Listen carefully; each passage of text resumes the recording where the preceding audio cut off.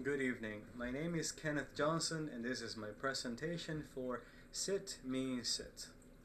Somewhere between 20 to 40,000 years ago, man made peace with a creature that forever changed our future. Its introduction created a new bond between man and animal. But who is this creature, you may ask? Let me introduce you to Canis lupus familiaris, or as we know them best, dogs. Long has this magnificent animal been by our side, so long that they have earned the title man's best friend. Most of my life, I have had the company of a dog.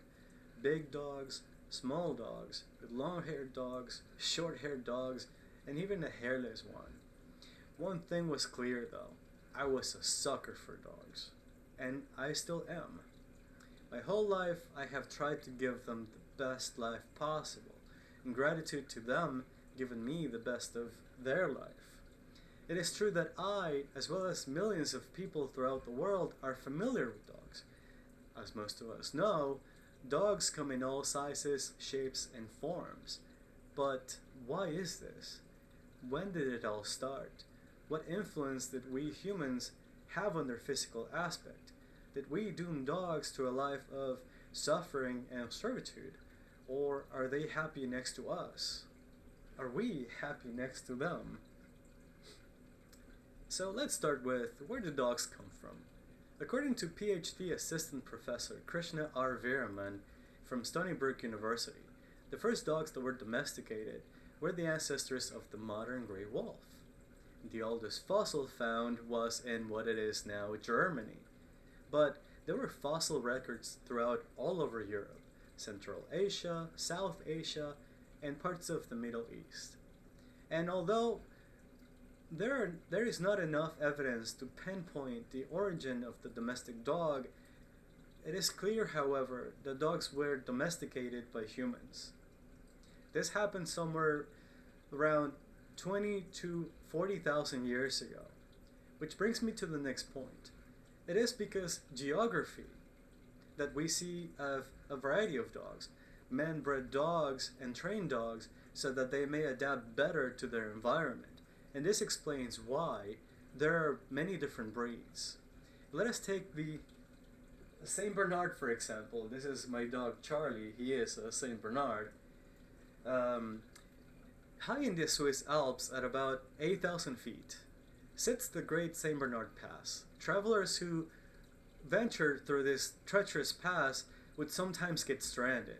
So a monk named Saint Bernard de Menthon, which is where the name Saint Bernard comes from, he founded a refuge to aid travelers, and to help their effort they bred Saint Bernards. It was discovered that the Saint Bernard's keen sense of smell and their strong legs and also their white chest made it easier for the Saint Bernards to find those buried in the snow. The Saint Bernard named Barry was among the first bred Saint Bernards, and he alone saved 40 people throughout his life. And it is examples like these that prove that dogs are not only our loyal friends, but also they help us with tasks too dangerous for us to perform alone. We bred dogs for a purpose, but are they happy? I am a strong believer that if you give a dog a job, they have a better sense of being, a better sense of existence. Just look at those wagging tails, and that alone speaks a million words.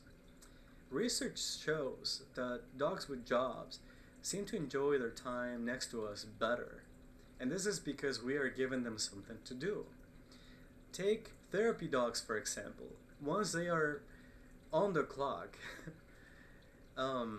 they know it is time to do their job, so they look for people who appear sad or in pain, people who go through chemo or suffer depression, and they help these people go another day. But how can dogs do this? How can they help people? How can they tell what a human is feeling? And the answer is very simple. Dogs have evolved next to us and they understand our face expressions. And at the same time, we can also interpret their needs based on their gestures. We can tell when they are frightened or happy or sad and, of course, hungry. It is this mutual bond that makes them man's best friend. So, next time